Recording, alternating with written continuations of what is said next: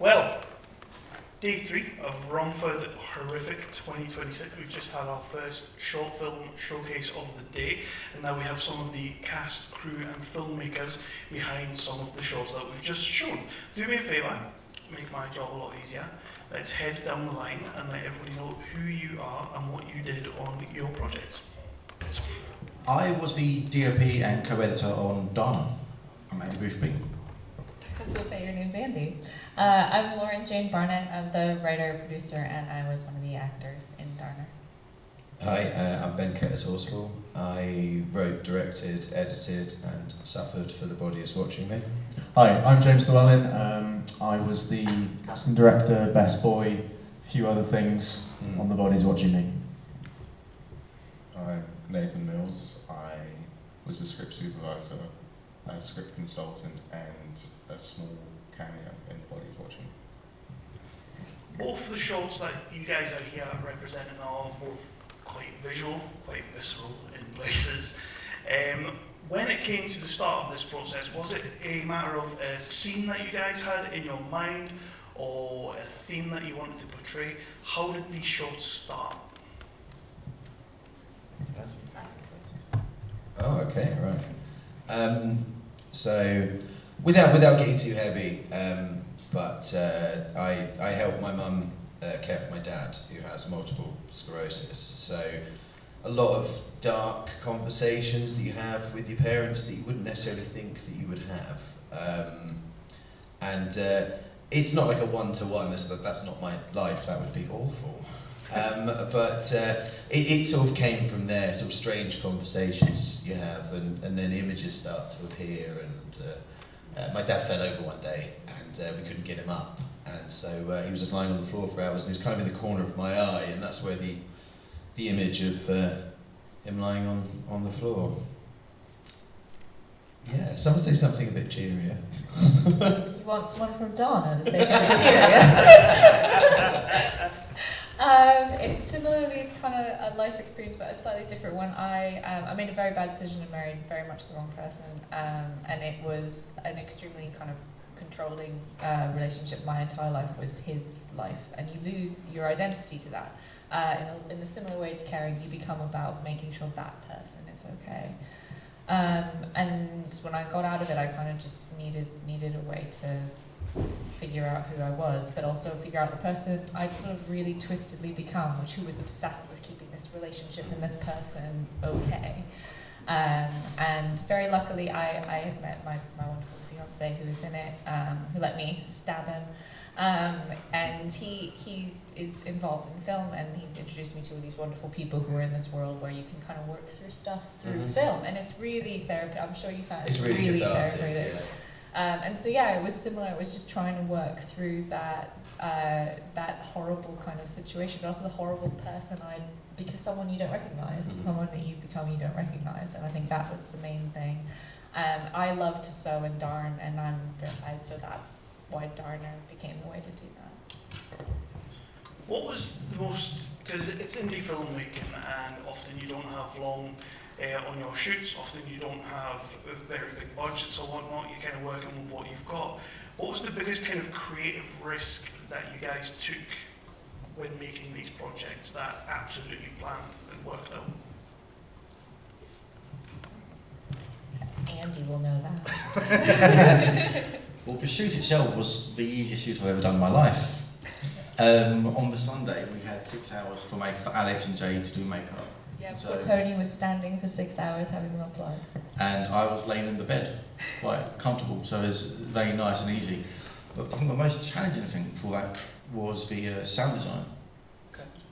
Because given, I don't know if you know this, but when you're trying to dance something, there's not really much, it's not very loud. So me and James, the director, James Edward Newton, was in the sound studio with different fabrics and materials, lots of different ropes. I've got a wide selection of ropes at where I work. I'm not going to fill you in on that. And they all have different sounds: softer, harder, harsher, going through skin, pulling it through the skin, through the leather gloves and all of that. And getting the right sound was the hardest thing in the entire movie, because I think without that, you kind of take the audience out of that the sort of soundscape and the emotional place you're trying to get them to be. Yes, I was just thinking that, yeah, it doesn't make any noise, does it? It's just I think the certainly a big challenge for us was the casting, because you're asking people to do, certainly for the two leads, you want something that's plausible, and you want something that's that really captures those emotions. That's the most important part. We got so lucky with Mel and Sarah, didn't we? Like, yeah, I mean, I'd say the biggest risk was it was a 2-week shoot. We had a week in the house and a week in the church, and we shot the house first, and we didn't actually have Sarah cast as Poppy. We didn't have the sister, so so there was a lot of well, it's my voice now. Yes, you've done it right. And just really hoping that someone would take the role, and it was amazing actually, because I mean we were really sweating it, and the first day of the church shoot, Sarah came in, she knew all of her lines and exactly what she was doing, and I believe Nathan here found it. Yeah, even though that was my job. Yeah. He did the casting director, ladies and gentlemen. Thank you very much. I'm taking bookings now. But yeah, there was a small amount of stress was relieved from that. So with your shots, are there any moments when people are watching that you're a little bit nervous about audiences seeing? Because they might not get the moment, they might not take the moment, maybe they laugh at places they're not supposed to. But are there any particular moments within your shots that you're a little bit nervous when audiences watch?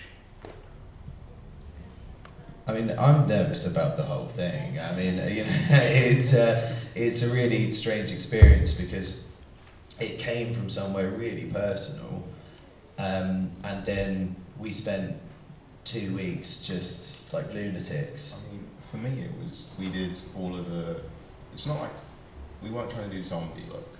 I remember you getting really, as a script supervisor, I had to deal with, for the movement. Mm-hmm. There was so much stuff where Benny was like, I don't have anything to write down to tell you exactly what I want to see in continuity, but there's so many actions you have to like memorize and get used to. And then it got to a point where I would just have to play out the body before the body was like ready for us to do rehearsal. So I'm in the back, and there's like loads of behind the scenes footage with me and Benny in certain random positions trying to move like a corpse but not like a zombie, and doing a bunch of stuff and looking at it in the edit and being like, does this look dumb? Like we weren't nervous so much for it to be bad, but for it to look to be visceral, yeah. Right? And that's really worrying, because you look at the rushes and you kind of think, does this work? Yeah, or just like a guy asleep on the floor. So yeah, I think really it's the kind of the whole thing. I think really it's really nerve-wracking. My butt was making a fist while that was on. Yeah, you get nervous about anyone seeing your work. I think weirdly the thing with us, I was never worried about special effects. We had Jay and Andy, Alex, I don't know if they're still in here, but Jay did the pictures and Alex helped him blend them. They looked amazing. And that's the thing is, I knew, weirdly, I only knew I could do this film with them, if you know what I mean. I was never going to do it without them, because I knew that bit I wouldn't have to worry about. So weirdly, probably the bit everyone wonders about, like, oh, are they worried about special effects? I wasn't. That was the one thing I wasn't worried about. On the acting side of it, the final shot of me saying that line, we did that how many times? Because I'm still not happy with it. That never is probably going to haunt Andy's nightmares. We must have gone through 15 at least takes. No, I think it's about 25 takes. Yeah, at never. least. It was forever that I was never happy with But it. I'm really glad we did that many, because there's obviously the one that me and James were quite happy with. But one of the things I was quite happy about is there's lots of moments in between, which helps build up to it before. Because initially in the cut, it was like to answer the question, it was the edit I was most worried about. Particularly the sound design, getting that pacing right. I mean, sound design always scares the hell out of me for any movie I work on, like, and I can get it to look at least acceptable. But sound is always a problem. With that end scene, that was troubling. We were lots of those little moments in before helped build up to it. Initially, it was just Tony says his line, and then never, and then it's kind of like And well, what do you do next? It's like never quite a strong end. Added in those shots beforehand to try and give that emotional convey what they're thinking, and it was quite useful. Got a lot of good stuff. Even though it's like 1 second. I think you made the right choice. That last shot is just really poignant. Yeah. Have good editors. So obviously we love George Schultz, which is why we selected them and put them up on the screen for you today. But what kind of responses have you had from other people from your shots, whether it's friends and family, whether it's other audiences? What kind of responses do you tend to get? It's interesting, actually. Sorry, I've just taken the lead on that one. It's interesting. Very mixed. You know, there's. I think there's some people that. My mum, for instance, when my mum watches stuff, my stuff, she's like, "Why is it always so horrible? why can't you make a comedy?" But it's been in total it's been really lovely. A lot of people have really felt it, which is obviously is what you want, and especially when you spend, like I have, like many months alone in a dark room putting it together, you kind of lose perspective. So we've had some really lovely feedback. Particularly the sound design, especially on the bodies cracking, I think. Yeah, especially my mum, she's like, oh. But yeah, which is what you want, really. Yeah, I mean, there's been a couple of strange things. One person that said, "So Nosferatu is her dad," which is actually one of my favourite bits of feedback. It's not bad. Maybe that's the next one. I think for me, we had, when we previously screened it at Darkfest, I think it was, we had so many tears in my eyes and a little bit of crying, which was quite nice. It made me very happy that they cried. My favourite one was a friend of ours who was working on my partner Sony's films, which is saw it as well. His name's Tim Dry, and he said, "That is by far the strangest thing I've ever seen in my life." And this man was a mime in the 80s, so that felt awesome. It's an interesting one as well. Like, do you think it's topics like this, because obviously they are quite personal, and I find that horror, that's the one genre that most people tend to deal with these kind of things. Do you think it's easier to tell these stories, like uncomfortable stories, in a horror genre than any other? Yeah, I mean, horror is kind of, it's the best genre, really, because you can combine it with anything. You can make a horror comedy, you can make a horror drama, a sci-fi horror, literally any other genre goes together really well with horror. But I think because it's a way of being able to visualise some really difficult emotions and some difficult ideas and personify them. So yeah, I think as well, if you were to do something like this as a straight drama, I think it would be absolutely traumatising. I don't know whether anyone would want to watch it. I think you're able to express some really dark, deep emotions, but also keep an element of intrigue and excitement for the audience as well. It's a good Trojan horse for some of these issues as well, Yeah. isn't it? Like, it's like peanut butter around the pill. Like, people won't, oh, I don't really want to watch something about that, and then you go, it's a horror, and they're like, oh, okay, I'll give it a go. So, yeah, it's a good way of kind of feeding that in. I mean, I love the genre because the promise of horror is we will make you uncomfortable in some way, whether that's gore or fear or whatever. And so it means that you then get to start out with what's uncomfortable. Whereas so many other films have to like sneak in what's uncomfortable. We'll work on a poignant moment into this drama, this comedy, this whatever. And I think that's why I really love working in horror, is because you get the chance to say, right, what's the hardest thing, and let's start from there. So I'm going to throw out to the audience. You will need to throw your voice because I don't think we've got a roaming mic, but does anybody have any questions about these shots? Come on, somebody. There's one over there. So it's a question for Lauren. You said that you darn and you sew in real life. So would you have used the same, if it was real flesh, would you have used the same kind of thread, a needle? I would have used the same thread, but I wouldn't have used as high a thread count. I don't know if you see, but it's quite thick, and it needs to kind of show up on screen. And so, plus the special effects artist Jay had to make like multiples so that we could not tear the flesh, but you could see it on camera. But yeah, with real skin, obviously, it's nicer to be thinner.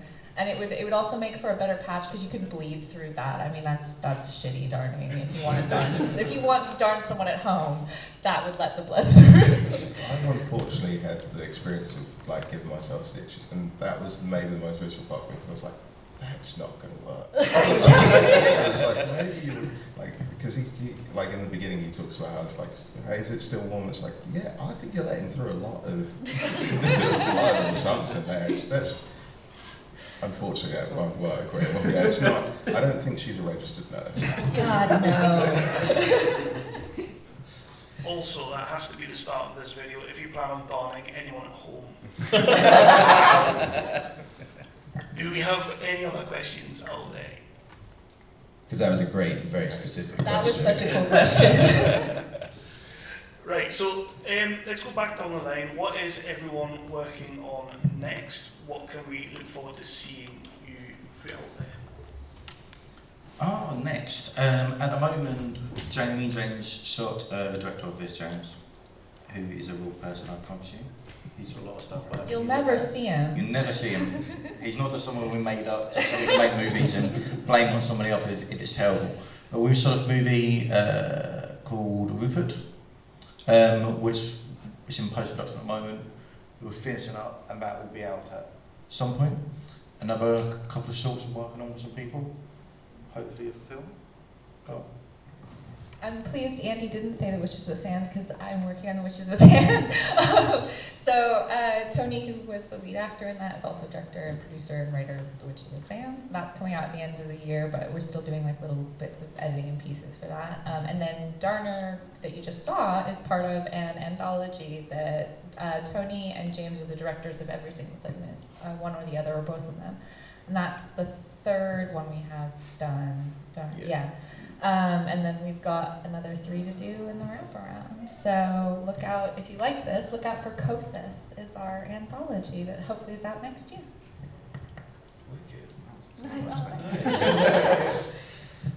We've got another short film in post-production, which is about a terrible contagion that has to be dealt with by a failing NHS GP. There you go. So Topical. Yeah. So we're really kind of interested in making like social horror where we can actually pick up stuff that is that bothers people on a day-to-day basis, the kind of everyday horror thing. So that's in post-production, and hopefully maybe it'll be here next year. I'm sure if you submit.